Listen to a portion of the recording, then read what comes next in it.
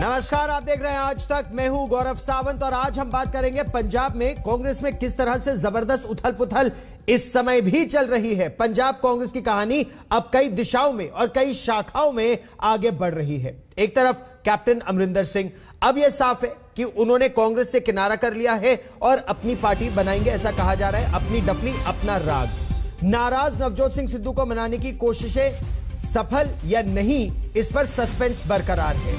हाल यह है कि मुख्यमंत्री बनने के बाद चरणजीत सिंह चन्नी अब चौथी बार दिल्ली आ रहे हैं। थोड़ी देर में चन्नी दिल्ली के लिए रवाना दिल्ली पहुंचने वाले हैं। यहां पर शाम 4:30 बजे किसानों के मुद्दों पर वो प्रधानमंत्री नरेंद्र मोदी से मुलाकात करेंगे। तस्वीरें हमने आपको थोड़ी देर पहले दिखाई थी, किस तरह वो अपने हेलीकॉप्टर से राजधानी दिल्ली की राह पकड़ रहे हैं। अच्छा, इस मुलाकात में धान की खरीद में देरी और करतारपुर कॉरिडोर में किस तरह से इस कॉरिडोर को खोलने को लेकर बातचीत आगे बढ़ेगी। इन सब के बीच हरीश रावत ने कैप्टन अमरिंदर सिंह पर एक बड़ा वार कर दिया। आपको याद होगा, कैप्टन अमरिंदर सिंह ने कहा था कि मेरा अपमान हुआ। हरीश रावत ने साफ कर दिया कि कैप्टन अमरिंदर सिंह को पूरा सम्मान दिया गया कांग्रेस पार्टी में।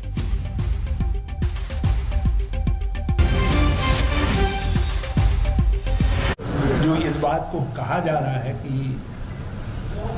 उनका ह्यूमिलिएशन होगा, मैं बहुत विनम्रता से इस बात को कहना चाहता हूं कि पार्टी ने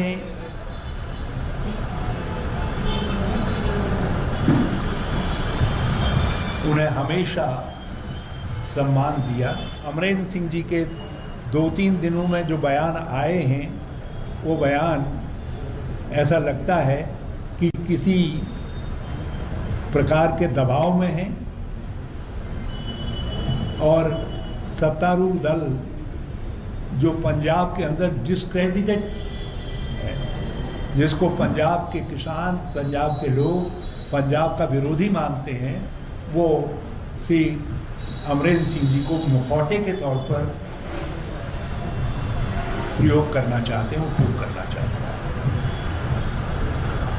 आज जब देश के सामने लोकतंत्र बचाने का सवाल है,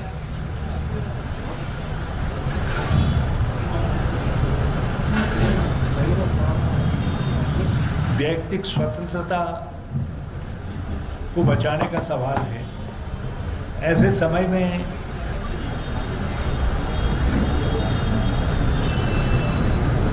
श्री अमरिंदर सिंह जी से ये उम्मीद की जाती थी कि वो सोनिया जी के साथ खड़े होकर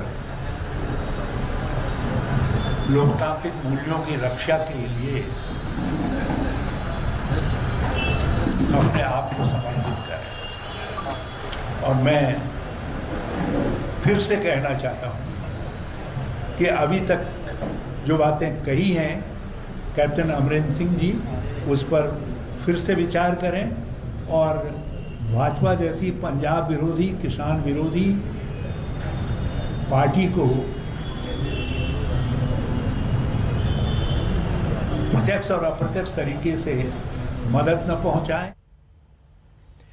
कैप्टन अमरिंदर सिंह बार बार यह कह चुके हैं कि उनका अपमान हुआ कांग्रेस पार्टी में, लेकिन हरीश रावत जो प्रभारी हैं पंजाब कांग्रेस के, उन्होंने साफ कहा कि उन्हें नहीं लगता कि कैप्टन अमरिंदर सिंह के सम्मान में कोई चोट पहुंचाई गई। उनका तो यह कहना है कि कैप्टन अमरिंदर सिंह को पूरा सम्मान दिया गया। उनका लक्ष्य था इस समय और उनका दायित्व था कि वो सोनिया गांधी के साथ खड़े रहते, प्रजातंत्र को मजबूत करते और जो नए मुख्यमंत्री बने हैं उनका हाथ और मजबूत करते। दूसरी तरफ उन पर आरोप यह है कि लगभग 9.5 साल उन्होंने पार्टी और सरकार को अपने फार्म हाउस से चलाया। मेरे ऊपर कोई एलिमेंट ऑफ डाउट है कि मैं चला नहीं सका या कोई बात हुई, पर आई फील ह्यूमिलिएटेड कि जिस तरीके से ये बात हुई है। एंड मैं समझता हूँ अगर ये फीलिंग है, 2 महीने में 3 बार आपने CL मेंबर्स ऑफ असेंबली के बुलाए, उसका मुझे फैसला मैंने किया कि मैं इसको इस चीफ मिनिस्टरशिप से मैं आप आज छोड़ दूंगा और जिन पे उनको भरोसा होगा उनको 3 बार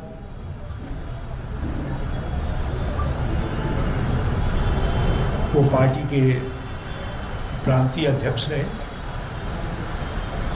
और 2 बार 9.5 साल करीब मुख्यमंत्री रहे। यदि ये ह्यूमिलेशन है तो फिर दूसरे वरिष्ठ नेता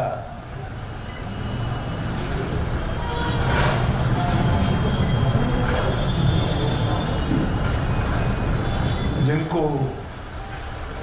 उनकी तुलना में बहुत कम अवसर मिल पाए,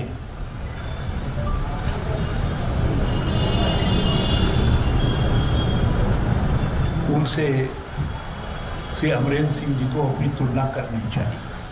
I will tell you later. I've already said so. Number 1, I am not going to remain in the Congress. Number 2, I am not joining the BJP. That is enough for me at the moment. Sidhu का काम है party चलाना, चरणजीत चन्नी का काम है government चलाना, और government चलाने को इंटरफेरेंस कभी नहीं होती। मैंने अपने टाइम में 2 बार गवर्नमेंट चलाई है, 3 बार मैं पीसीसी प्रेसिडेंट रहा हूँ। एक दूसरे से बात करते हैं, लेकिन फाइनल डिसीजन है चरणजीत चन्नी का, जो चीफ मिनिस्टर है। और मैं फिर से कहना चाहता हूँ कि अभी तक जो बातें कही हैं कैप्टन अमरिंदर सिंह जी, उस पर फिर से विचार करें और भाजपा जैसी पंजाब विरोधी, किसान विरोधी पार्टी को प्रत्यक्ष और अप्रत्यक्ष तरीके से मदद न पहुंचाएं। और इस समय मेरे 2 सहयोगी हमारे साथ जुड़ रहे हैं। सतिंदर चौहान चंडीगढ़ से जुड़ रहे हैं, आनंद पटेल राजधानी दिल्ली से जुड़ रहे हैं। सतिंदर, ये जो आरोप हरीश रावत ने सीधे सीधे कैप्टन अमरिंदर सिंह पर लगाया है कि 9.5 साल मुख्यमंत्री रहे, इतना उनको सम्मान दिया पार्टी में, उनका कभी अपमान नहीं किया, वो फार्म हाउस से पार्टी और राज्य चला रहे थे, बादलों के बेहद करीबी थे, भ्रष्टाचार पर कार्रवाई नहीं की, तो इन सब आरोपों से क्या यह साफ है कि कैप्टन और कांग्रेस का रास्ता बिल्कुल अलग है और अब यह लड़ाई खुलकर सामने है? देखिए गौरव, आपने अपने आप कह दिया कि रास्ता अलग है, इसमें कोई दो राय नहीं है। कैप्टन और कांग्रेस अब 2 अलग हो चुके हैं।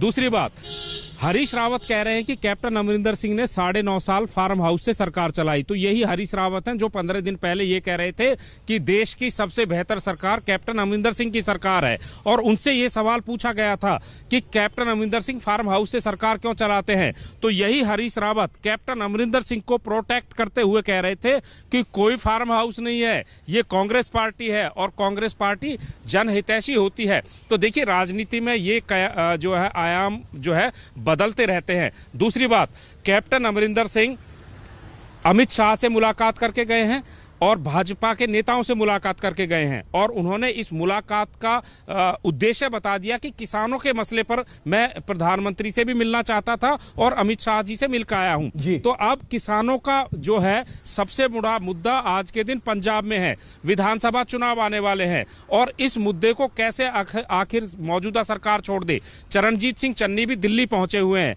हालांकि उनका असली मकसद जो है पार्टी आलाकमान से मिलना है, लेकिन चूंकि कैप्टन अमरिंदर सिंह अब उनके लिए एक विरोधी बन चुके हैं, एक अलग दल बन चुके हैं। हालांकि अभी भी उन्होंने विधिवत तौर से कांग्रेस पार्टी से ना इस्तीफा दिया है, ना कांग्रेस पार्टी के तौर पर मौजूदा विधायक के तौर पर इस्तीफा दिया है, लेकिन कांग्रेस पार्टी उन्हें एक अलग दल, अलग पार्टी, अलग विचारधारा मान चुकी है। हरीश रावत को कह चुके हैं।